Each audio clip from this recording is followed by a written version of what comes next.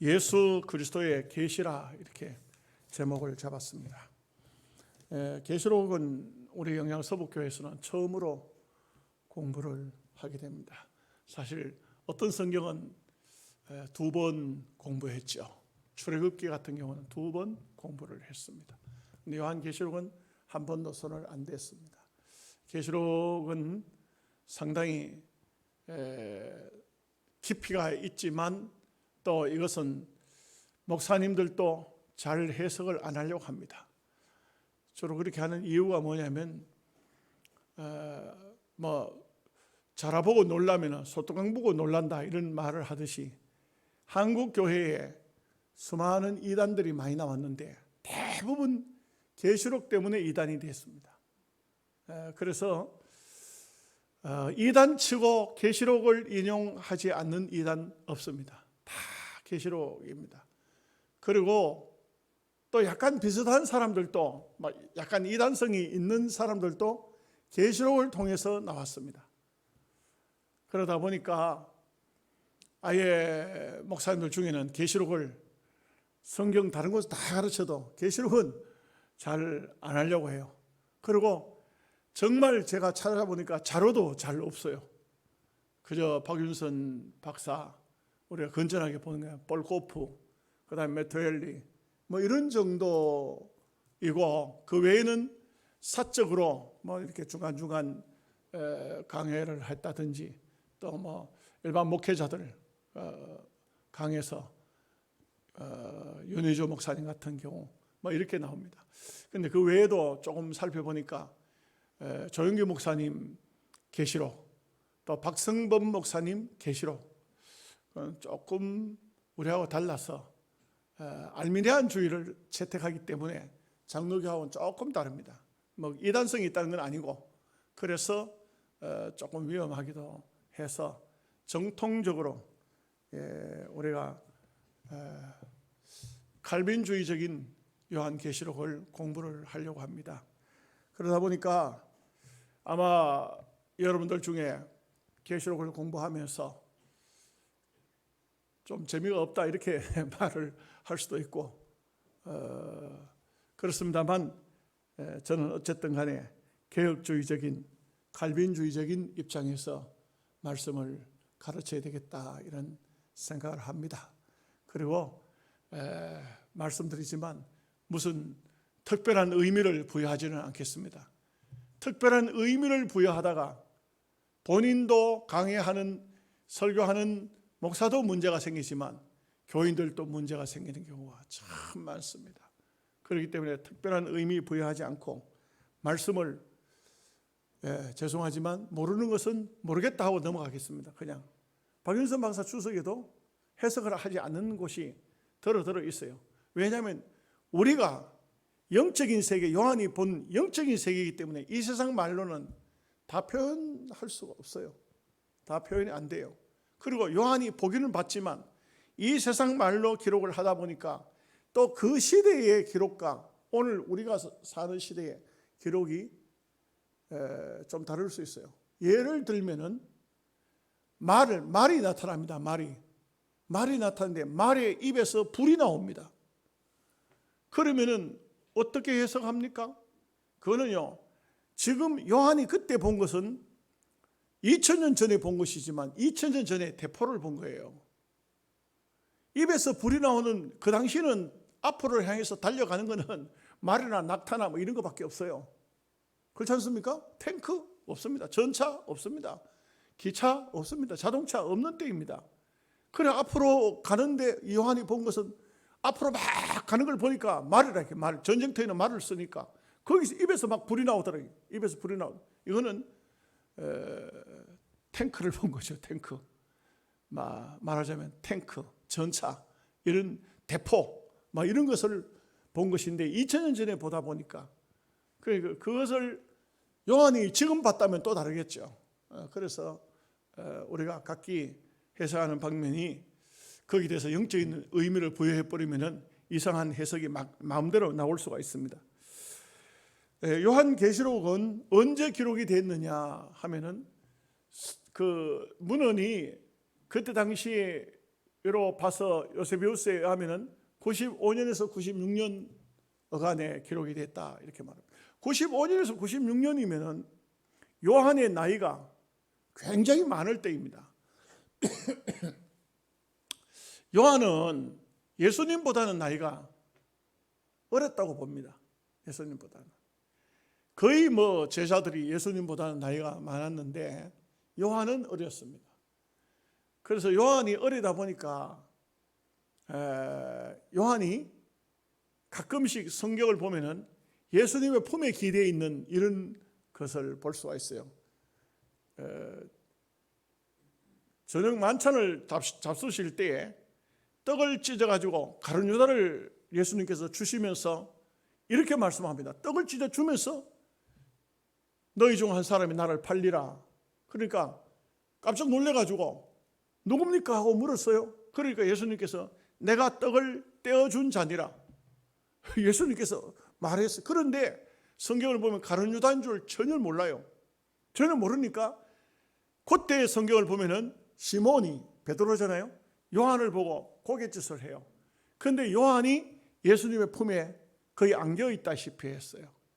여러분들 그렇지 않습니까? 형님쯤 되면 동생이 있으면 동생을 거의 품에 안기도 하고 이렇게 가까이 하죠. 그렇지 않습니까? 요즘에 삼성에 김주찬이라는 야구 선수가 있어요. 가끔 보면은 고등학교 졸업하고 돌아왔는데 아주 키도 적어요. 근데 얼마나 날쌘지 도루도 잘하고 또 그런 선수가 또 안타도 어쩌다 치고 그래가지고 또 1루에서 2루까지 도로해가지고 들어가면은 그러면 2루에 수비하는 사람은 상대편이잖아요. 상대편인데도 머리를 쓰다듬어요. 저기 게임으로 말하면 적이잖아요. 상대편 선수잖아요. 그런데도 머리를 쓰다듬어 주기도 합니다. 귀엽죠? 같은 운동선수로서. 또 그래가지고 또 득점을 올려가지고 들어오면은 아주 덩치 큰 형님들이 그 머리를 쓰다듬어 주기도 하고 이렇게 합니다. 와 같이 요한은 어린 나이에 제자가 되었기 때문에 항상 예수님 거의 품에 안기다시피 예수님과 그런 사이를 가지고 있었어요. 그러다 보니까 요한은 96년 이때까지 95년 96년까지 요한계시록을 기록할 때까지 그래도 최소한 나이가 90은 됐겠다. 최소한 90은 됐겠다. 아니면 더 많이 보는 학자들도 있어요. 이렇게 요한이 나이가 많은 때이지만 요한의 천상의 계시를 보고 요한계시록을 기록했다는 것은 굉장한 의미가 있습니다. 그 요한이 5권의 성경을 썼어요. 요한복음. 그래서 사실 마태복음, 마가복음, 누가복음, 요한복음이 제일 정확합니다. 왜 정확한지 아세요? 요한복음은 제일 나중에 썼어요. 마태, 마가, 누가복음을 쓰고 한참 세월이 흐르고 난 다음 요한복음을 썼어요. 그러면 어떻게 되냐 하면 마태복음이나 마가복음, 누가복음을 쓸 때는 예수님이 역사하시는 기적의 현장에 사람이 살아 있었어요. 그때까지 살아있기 때문에 이름을 써놓으면은 그 이름 때문에 그 사람도 박해를 받을 수가 있어요. 그래서 이름을 뺐는데 요한복음에는 그 이름들이 다 나와요. 왜냐하면 그때 그 당시의 사람들은 다 죽었기 때문에. 무슨 말인지 이해가 되시죠? 그러다 보니까 요한복음이 제일 정확하고, 그리고 또 요한이 분명히 밝히기를 내 눈으로 보았다. 그 예수님의 가장 가까이에서 다른 제자들은 다 도망가고 이랬을 때도 십자가 밑에 끝까지 따라간 사람은 요한이에요. 십자가 밑에 가서 예수님을 바라봤어요. 예수님께서 요한을 보고 이렇게 말씀하죠. 요한아, 마리아를 보고 여자여 아들입니다. 우리는 여자여 하면 그건 아주 몰상식한 말인데 유대인들은 굉장히 높이는 말이에요. 높이는 말. 그러면서 요한아, 너의 어머니니라. 다시 말하면 요한아, 네가 내 어머니를 좀 모셔라. 이렇게 이제 부탁을 하는 거예요. 그리고 십자가 밑에 따라갔던 사람은 요한이에요. 마지막까지. 그리고 요한 1서, 2서, 3서, 요한이 쓴 책이에요. 그리고 요한계시록 5권을 썼어요. 제자 중에서 가장 성경을 많이 쓴 사람입니다. 요한계시록을 쓴 목적이 뭐냐? 천상의 세계를 이 땅에 사는 사람에게 알려줌으로써 그 당시 박해시대거든요. 굉장한 어려움을 당하고 있는 사람들이 이 요한이 본 계시를 통해서 용기를 얻고 힘을 얻게 하기 위해서 이 말씀을 썼다. 그리고 사실 그 당시에만 필요한 것이 아니고 오늘 우리에게도 하늘나라 영원한 세계를 알려주기 위해서 이 계시록이 지금까지 남아있다는 것이죠. 그런 의미에서 요한계시록은 대단히 중요합니다. 이제 본론으로 들어가겠습니다. 1절 말씀 다 함께 같이 보겠습니다. 예수 그리스도의 계시라. 이는 하나님이 그에게 주사 반드시 속히 일어날 일들을 그 종들에게 보이시려고 그의 천사를 그 종 요한에게 보내어 알게 하신 것이라. 여러분, 천사라 할 때에 우리는 하나님과 동떨어진 그런 하나님께서 하나님의 비서 이렇게 생각하기 쉽지만 사실 아브라함 때 보면 천사가 나타나잖아요. 천사가 나타나는데 그 중에 한 분은 성부 하나님이었어요. 예수님을 천사라고 표현하기도 해요. 천사를 천사라 하기도 하지만, 그래서 여기 계시록에는 주로 예수님이 계시를 하는데 예수님이 직접적으로 보여줘요. 그런데 이 천사를 보냈다 하는데 예수님도 하늘나라에서 천상의 세계에서 천사로 표현될 때가 있다. 그러면 여러분들이 말씀을 들으면서 이해가 될 수가 있습니다. 그 중요한 단어가 예수 그리스도의 계시라 그랬어요.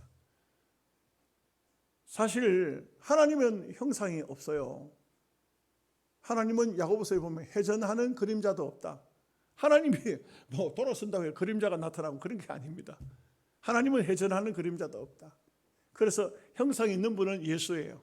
그래서 예수님은 이 땅 위에 육신의 몸을 입고 오셨던 분이기 때문에 그분이 요한에게 계시를 보여주는 거예요. 그런데 계시라는 것은 무엇이냐? 여러분 옛날에 영화 보러 극장에 들어가 보시면은 막이 이렇게 쳐져 있죠. 이 막이 쳐져 있다가 막이 열리면은 이제는 하면 그 검은 천이 나타나고 거기에다가 이제 또 흰 벽에다가 이렇게 스크린을 보내기도 하죠. 또 연극 볼 때도 다 이렇게 막이 가려져 있지 않습니까? 우리 주일학교 성탄절 때 좀 어설프긴 하지만 막이 가려져 있다가 막이 쫙 열리죠. 그래서 가려졌던 것이 열린다. 이 세상의 것은 별거 아니지만 하늘이 우리는 하늘 보면은 이 하늘 좀 푸른 하늘 밖에 안 보여요. 안 보이는데 우리 눈에 보이는 이 하늘을 갖다가 스카이 하늘이라 하죠. 스카이 하늘. 그런데 이제 영어 성경에서 보면 공중건세 할 때는 거기는 퍼머넌트라죠. 그 다음에 바울이 들어간 셋째 하늘이라고 이렇게 말하고 있어요. 거기는 어떤 하늘이냐 하면은 헤븐 하늘이라고, 영어 성경에 헤븐 하늘이라고 이렇게 하죠. 근데 여기 있는 스카이 하늘과 퍼머넌트 하늘이 열려야 이게 푸른 하늘이 우리 눈에는 그냥 하늘인데 열리면은 저 천상 삼층천 하늘이 있는데 삼층천 하늘이 열려야 하늘 세계에 보이는 거예요. 그런데 이게 바울도 기도하는 중에 뭐 때문에 기도했습니까? 굉장히 그 육신적인 질병 때문에 괴로워했거든요. 힘들거든요. 바울이 어떤 질병을 앓았냐 거기까지 우리가 오늘 이야기할 필요는 없지만 굉장히 그 중한 병을 앓고 있었기 때문에 그런 병을 앓을 때는 하나님 앞에 결사적으로 기도해야 안 되겠습니까? 기도해야 되잖아요. 그러니까 기도하는데 하늘 문이 쫙 열리면서 3층천, 1층, 2층, 3층천의 하늘이 열렸어요. 그리고 천상의 세계를 쫙 보여주시는 거라, 하나님께서. 너무너무 그 세계는 이 세상 말로, 바울이 말했어요. 가히 이르지 못할 말이로다. 이 세상 말로는 가히 할 수 없어요.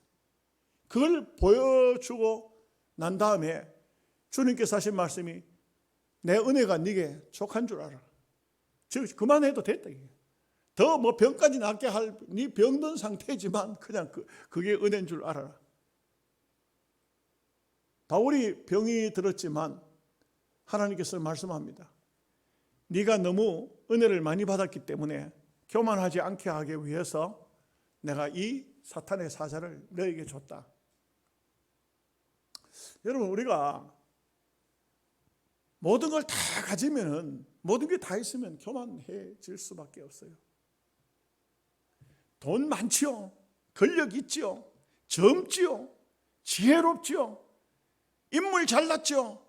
이러면요, 그건 교만할 수밖에. 겸손할 끈덕지가 한 개도 없잖아요. 여러분들은 어떻습니까? 여러분은 어때요? 돈 많아요? 권력 있어요? 인물이 잘났습니까? 머리가 팽팽 잘 돌아갑니까? 그러면은 교만하면 안 돼요. 겸손해야지. 다 겸손해야 될 줄로 믿습니다. 예, 다 겸손할 수밖에 없어요. 다 우리는 겸손해야 됩니다. 이 계시라는 것은 하늘이 열렸다. 저 3층천이 열렸다. 3층천이. 근데 우리 요게 눈으로는 3층천을 못 보잖아요. 요 하늘밖에 못 보잖아요. 우리가 본다 해도 뭐 얼마 거리. 그런데 하나님께서 요한에게 계시의 영을 부었어요. 영적으로 하늘나라 저기 3층천이 열리는 것을 본 겁니다. 그런데 여기 보니까 이는 하나님이 그에게 반드시 속히 일어날 일들을 했어요. 속히 일어난다. 여기서 사람들 중에 그렇게 말하는 사람이 있어요. 2000년 전에 속히 하던 게 아직도 그대로 있는데, 예수님 재림한다 하더니 옛날에도 했는데 지금도 이렇게 말합니다. 여러분, 우리가 하나님의 계산법이 있잖아요. 하나님께서 베드로 후서에 하나님은 천년을 하루같이, 하루를 천년같이 참아 기다리시는 분이라. 누가 말했다 하잖아요. 하나님 하루만 더 살게 해주세요. 알았다. 그래가지고는 아니 제가 잘못했어요.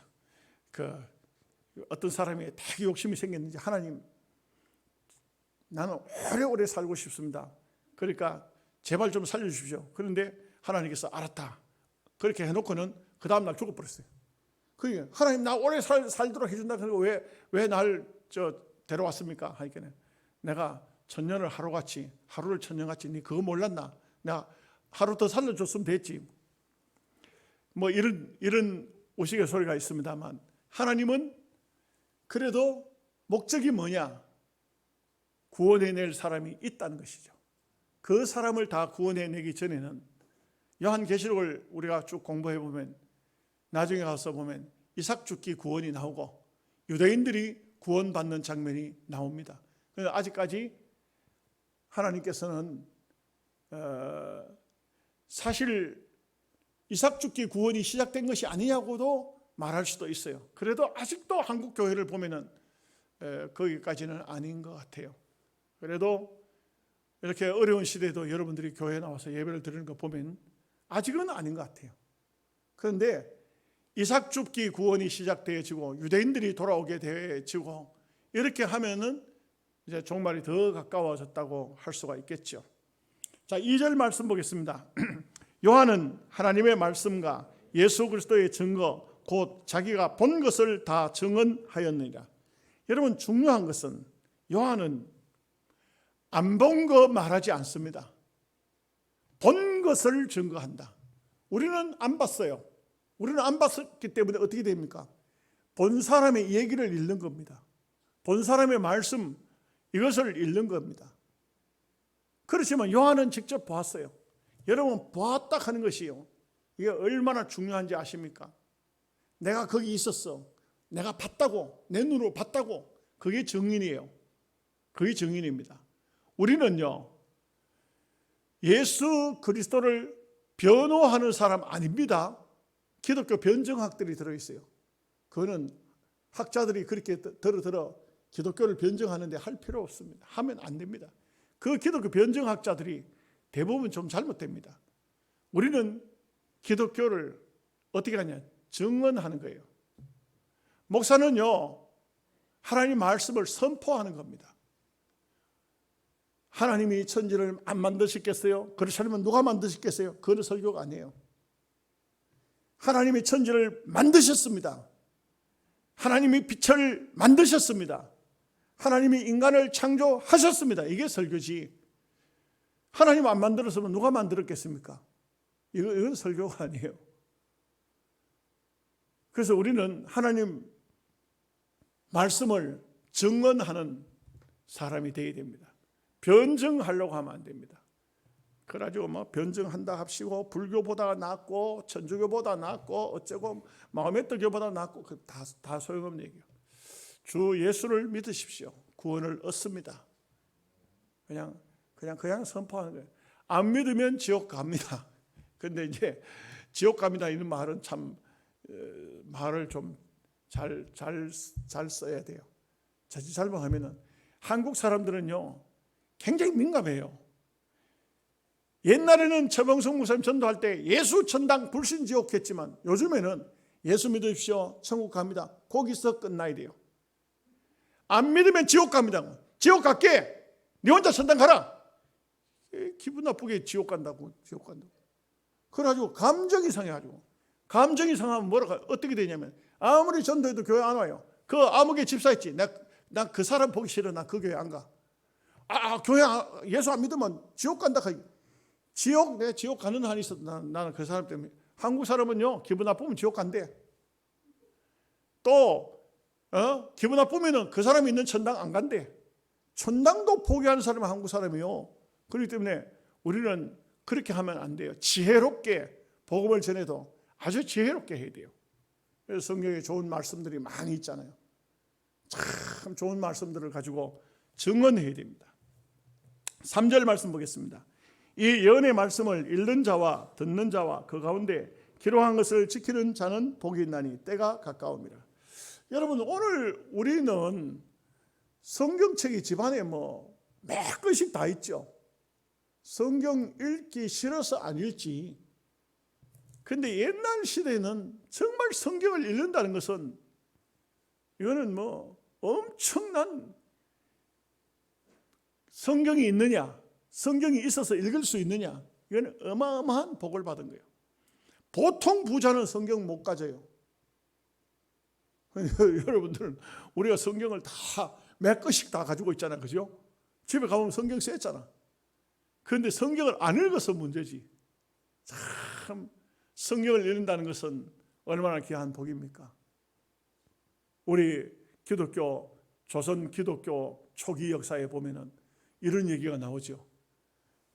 세몬호에서 나온 토마스가 성경책을 들고 복음을 전하지 않습니까? 그런데 박충구이라는 사람이 목을 잘라버려요. 목을 잘라버리니까 토마스는 죽는 순간 성경책을 대동강에 빠뜨리죠. 빠뜨리면서 예수. 옛날에는 야수라고 했어요. 야수. 그리고 죽었어요. 성경책을 건져가지고 가서 벽에다 도배를 해놨다. 도배를 해놨다. 종이가 좋으니까 말라가지고 도배를 했거든요. 그런데 이 사람이 글씨를 아니까 맨날 읽었어요. 글을 읽었어요.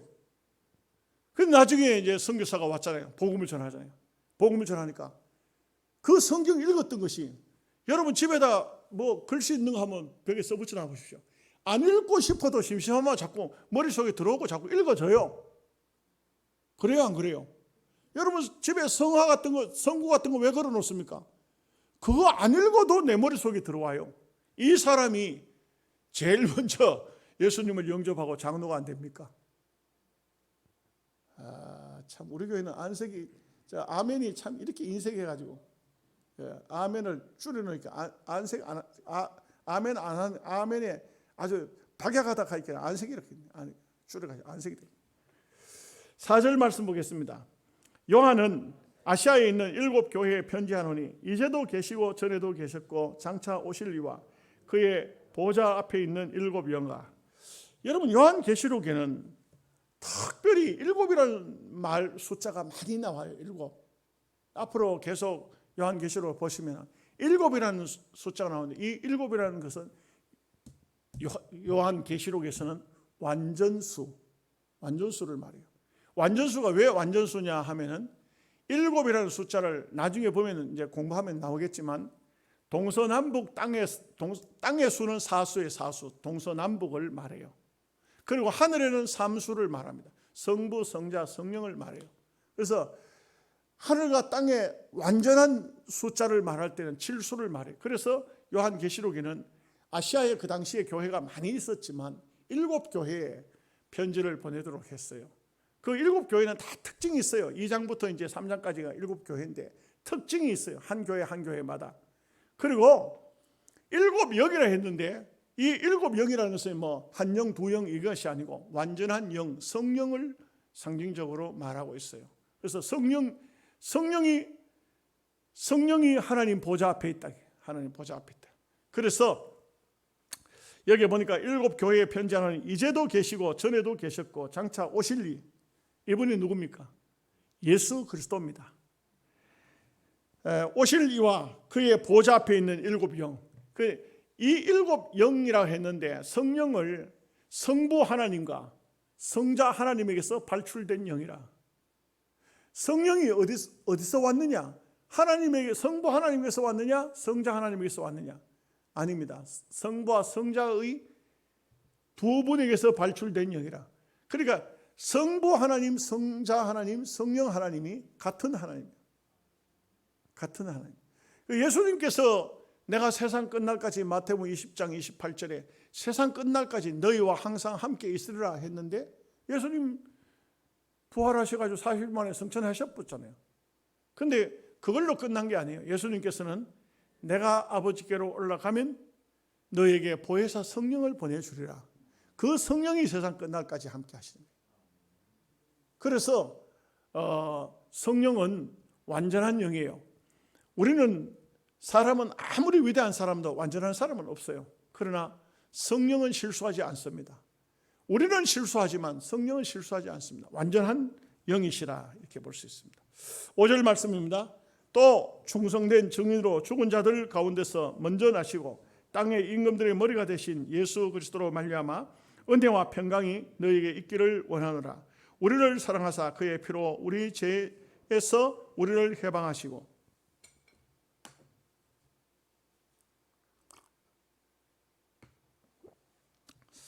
예수님을 충성된 증인, 죽은 자들 가운데서 먼저 나신 자, 땅의 임금들의 머리가 되신 분이라 이렇게 하고 있어요.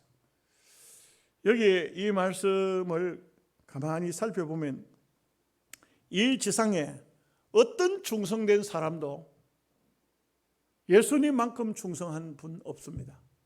예수님은 하나님 아버지 앞에 말씀대로 오셔가지고 말씀대로 사시고 말씀대로 죽으신 분입니다. 이만큼 충성된 분 없습니다.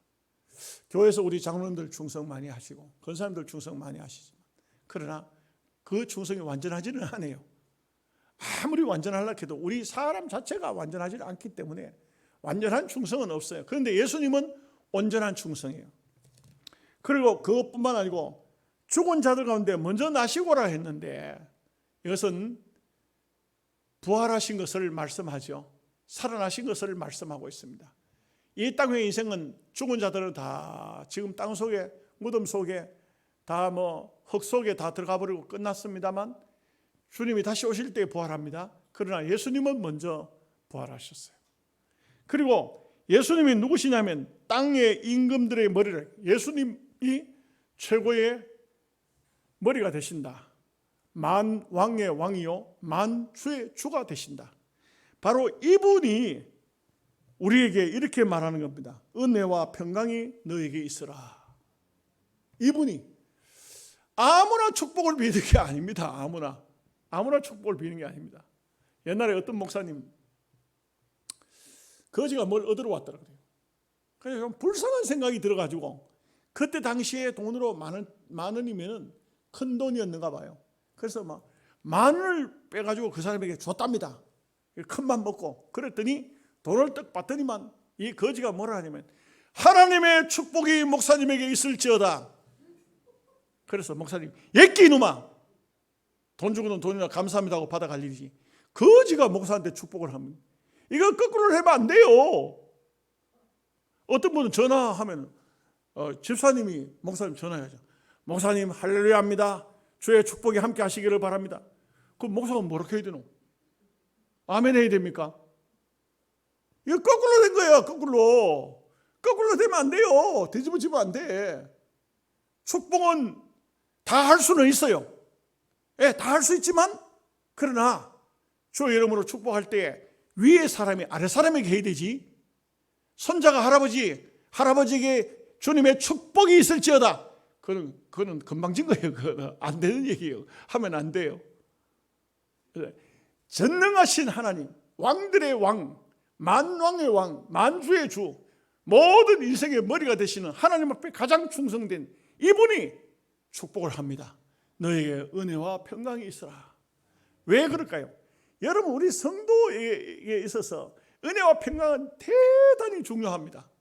이 세상이 막 엉망 어쩌고 뒤집어지고 깨지고 난리가 나고 해도 내 마음속에 은혜와 평강이 있으면은 세상이 그 어떤 환난도 나의 기쁨과 감사를 빼앗아갈 수가 없습니다. 그렇죠? 네. 어떤 상황 속에 있든 간에 내 마음속에 은혜가 있고 은혜가 있고 평강이 있다. 그러면요, 그것은 누구도 뺏어갈 수 없어요. 주님께서 그 축복을 하시는 겁니다. 그리고 난 다음에 한 말씀이 우리를 사랑하사 그의 피로 우리 죄에서 우리를 해방하시고 6절 봅니다. 그의 아버지 하나님을 위하여 우리를 나라와 제사장으로 삼으신 그에게 영광과 능력이 세세토록 있기를 원하노라. 아멘. 자, 여러분 오늘 이 말씀 정말 마음속에 여러분들을 가져야 됩니다. 우리가 누구냐 하면 우리를 그의 아버지 하나님을 위하여 우리를 나라와 제사장으로 삼으셨다. 여러분이 제사장이십니다. 여러분 가정에 혼자 예수를 믿는, 아무도 예수 안 믿고 그 집에 제일 막내가 예수 믿는다. 그 막내가 그 집의 제사장이에요. 영적인 제사장입니다. 제가 앞에 말씀드린 것은 기독교 가정에서 손자가 할아버지가 손자를 축복해야 맞죠. 아버지가 딸을 축복해야 되죠. 그런데 아버지는 아들, 딸들 축복을 잘 안 해요. 막 꾸지람만 하고 막 잘못된 거 야단치고 그러다 누구가 하느냐? 할아버지, 할머니가 주로 해요. 맞습니까? 여러분들 손자, 손녀 축복 많이 합니까? 해야 돼요. 축복 많이 해야 돼요. 왜냐면 축복이라고 하면 특별히 거창하게 하는 것이 아니고 그냥 너는 예수 잘 믿어서 복 받겠다. 너에게 하나님의 은혜가 늘 있겠다. 네가 앞으로 주님이 함께 하시면 너 잘 되겠다. 자꾸 그렇게 축복을 합니다. 그 손자, 손녀에게 주로 많이 합니다. 그런데 바뀌어가지고 손자, 할아버지 오래 살지어다. 할머니 건강할지어다. 그게 아니라 이게요. 그거 할 수 없죠. 예. 여기에서 우리가 제사장이라는 의미는 만약에 불신 가정에 아이 하나가 예수를 믿는다. 그 아이가 그 가정을 위해서 기도합니다. 제사장이 됩니다. 우리가 대한민국이 이 세계 지금 보십시오. 일본도 예수 믿는 사람 별로 없습니다. 중국도 없습니다. 북한 더더욱 없습니다. 우리가 이 조그마한 대한민국이지만 한반도지만 우리가 제사장 국가입니다. 대한민국이 예수 믿는 사람 얼마나 많습니까? 참 예수 안 믿는 사람들 보면 가슴 답답합니다. 어떻게 그렇게 거짓말을 잘하는지, 어떻게 그렇게 또 권세가 주어지면 막 악행을 하는지 뭐 그런 것들을 보면서 마음 아파하고 하죠. 할 필요 없습니다. 우리는 그들을 위해서 기도해야 됩니다. 제사장은 기도하는 겁니다. 7절 말씀 봅니다. 볼지어다 그가 구름을 타고 오시리라. 각 사람의 눈이 그를 보겠고 그를 찌른 자들도 볼 것이요 땅에 있는 모든 족속이 그로 말미암아 애고하리니 그러하리라. 아멘. 여러분, 이게 성경에 보면은 유사한 말씀이 다니엘서 7장 13절 말씀 보면 내가 또 밤 이상 중에 보았는데 인자 같은 이가 하늘 구름을 타고 와서 예측부터 항상 계신 자에게 나와 그 앞에 인도되매, 이렇게 기록되어 있습니다. 여기 다니엘하고 또 사도 요한하고도 굉장히 그 거리가 멀죠.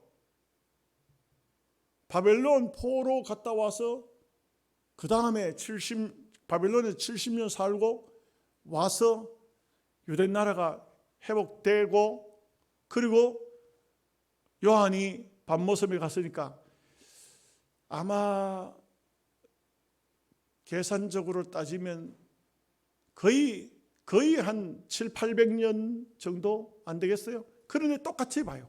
여러분, 이거는요 참 묘한 것이, 오늘 우리가 영적으로 깊은 단계에 들어갔다가 예수님의 재림하는 꿈을 꿀 수도 있어요. 요한이 꿨던 꿈을 우리도 꿀 수가 있어요. 그 꿈이 참 오랜 세월 전에 다니엘도 똑같은 것을 봤어요. 여러분, 이게 무슨 말이냐면은 하나님의 계시는 바뀌고 뭐 어제 다르고 오늘 다르고 그런 것이 없습니다. 그래서 성경은 이게 사실 모세오경 같은 경우는 6,000년 전의 말씀이잖아요. 그런데도 우리는 그대로 다 받지 않습니까? 하나님의 계시의 말씀은 다르지 않아요. 참 보면은 다니엘 같은 경우는 저 구약 시대를 다 끝나고 신약 시대의 저 끝편에 예수님이 재림에 오는 것을 그때 보았다. 너무 신기하죠. 요한만 보고 다니엘만 보았냐? 예수님이 이렇게 말씀해요. 마태복음 24장 29절 말씀에 그날 한란 후에 즉시 해가 어두워지며 달이 빛을 내지 아니하며 별들이 하늘에서 떨어지며 하늘의 권능들이 흔들리리라. 그때에 인자의 징조가 하늘에서 보이겠고 그때에 땅의 모든 족속들이 통곡하며 그들이 인자가 구름을 타고 능력과 큰 영광으로 오는 것을 보리라. 예수님도 틀린 말씀은 똑같은 말씀이에요. 다니엘도 요한도 무슨 말씀이죠? 하나님의 말씀은 여기서는 이렇게 말하고 저기 저렇게 말하고 그렇지 않습니다. 똑같은 말씀입니다. 그런데 여러분, 한 가지 주의 깊게 봐야 될 것이, 그가 구름을 타고 오시리라. 각 사람의 눈이 그를 볼, 각 사람, 모든 이 지상에 있는 모든 사람이 각 사람 가는, 한 사람 누구는 보고 누구는 안 보니까 그때서 예수님이 구름 타고 오실 때는 다 본다. 각 사람이 다 본다. 그런데 여기 얼마만큼 사람들이 보냐면 그를 찌른 자들도 볼 터이요. 그를 찌른 자가 누굽니까? 예수님 십자가에 못 박혀 죽으실 때에 다리를 꺾어야 되는데 꺾지 않고 죽었나 살았나 확인하기 위해서 창으로 밑에서 옆구리를 찔렀지 않습니까? 그 사람을 말하는 거예요. 이 정확히 말하면 이 지상에 모든 그동안 이 땅 위에 살던 사람이 죽어서 땅 속에 들어갔던 사람까지 다 부활한다. 다 부활. 이 부활을 나중에 더 배웁니다만 둘째 부활이라고 합니다. 둘째 부활. 그러니까 우리가 성경에 뭐라고 합니까? 첫째 부활에 참여하는 자는 복이 있느니라. 그 다음에 죽음도 두 번 죽음이 있어요. 이 세상에서는 다 죽어요. 예수님 안 오면 여러분도 죽고 저도 죽어요. 그거는 한 번 죽는 거예요. 한 번. 두 번째 사망이 있어요. 요한 불못에 들어가는 두 번째 사망이 있어요. 첫째 부활, 둘째 부활. 첫 번째 사망, 두 번째 사망. 여러분, 부활은 첫 번째 부활에 우리가 참여해야 돼요. 성경 한번 찾아보겠습니다. 데살로니가 전서 4장 16절.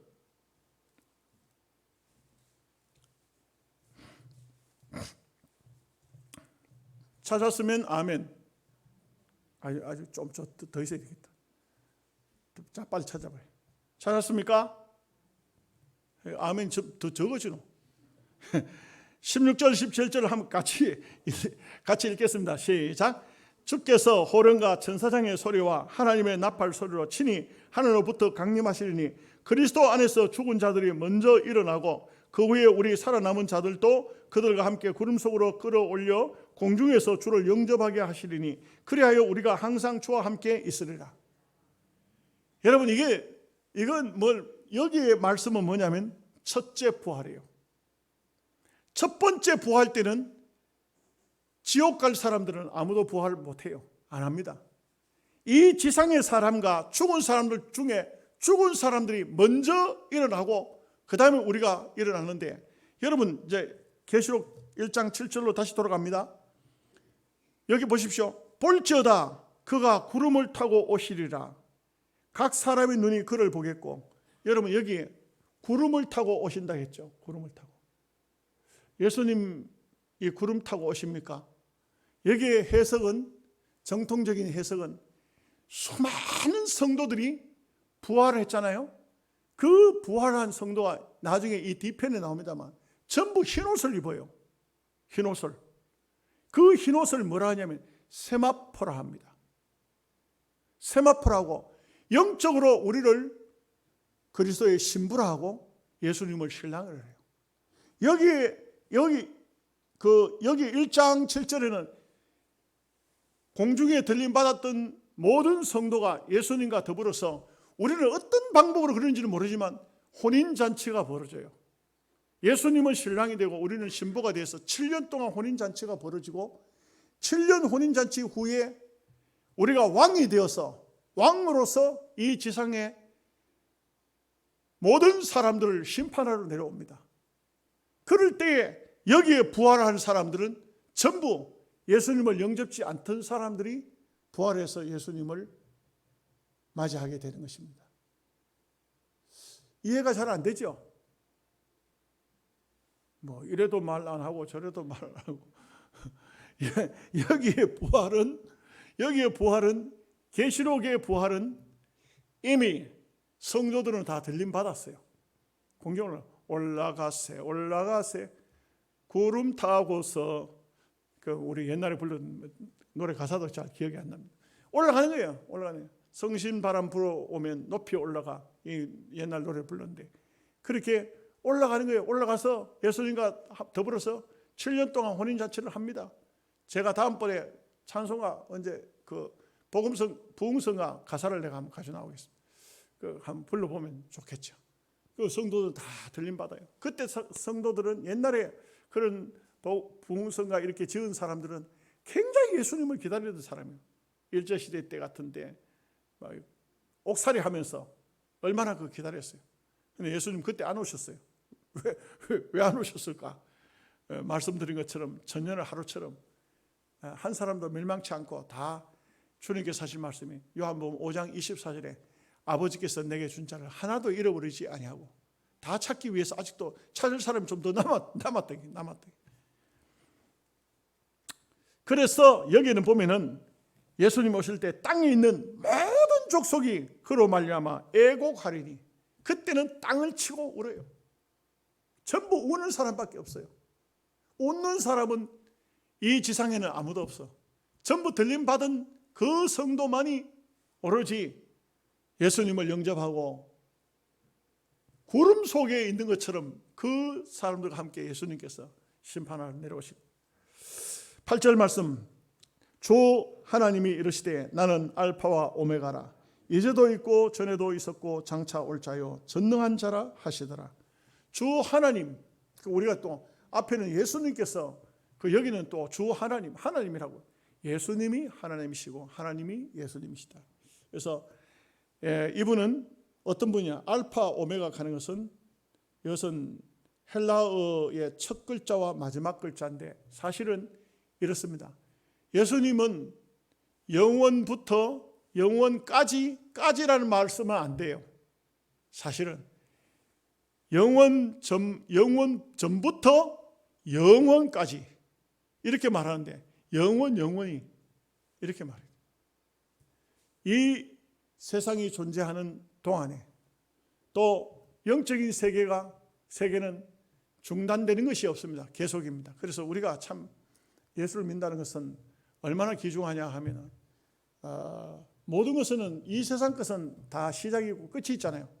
그러면은 지옥도 뭐 몇 년 가가지고 견디면은 그 다음에 이제 지옥이 끝이 나고 완전하게 죽을 것 같으면 좋은데 안 죽어요.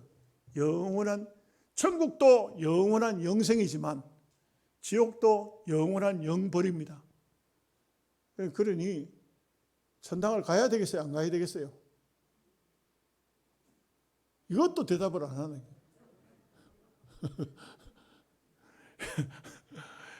우리는 진짜 바울이 뭐라 했습니까? 바울이 하는 말이 만약에라는 말을 사용했어요. 만약에 영생이 없다면 우리가 제일 불쌍한 사람이에요. 우리 영양 서북교회에서 최고로 불쌍한 사람은 박병석이고 그 다음에 이종기 장로고 왜? 예수님 때문에 우리가 모든 거 참고 견디고 하잖아요. 그러니까 바울이가 그런 말을 합니다. 참 바울 같은 사람은 얼마나 위대한 사람입니까? 자, 이제 결론입니다. 여러분들이 꼭 하셔야 될 것은 요한계시록을 많이 읽으셔야 됩니다. 읽으시면은 또 설교하는 가운데서 이해가 좀 잘 됩니다. 또 저도 성경을 우리 옛날에 공부하러 다닐 때는 100번을 읽으라 해가지고 100번을 읽고 나니까 요한계시록이 떨어져 버려요. 자꾸 적히면 읽으니까. 여러분 100번 하나 읽어보세요. 요한계시록이 따라가 떨어져 버리죠. 나는 내가 경험을 했어요. 100번을 안 읽으면 공부가 안 돼요. 100번을 읽으라요. 계시록을 많이 읽고 여러분들이 믿음으로 사는데 보탬이 되면 좋겠습니다. 기도하겠습니다.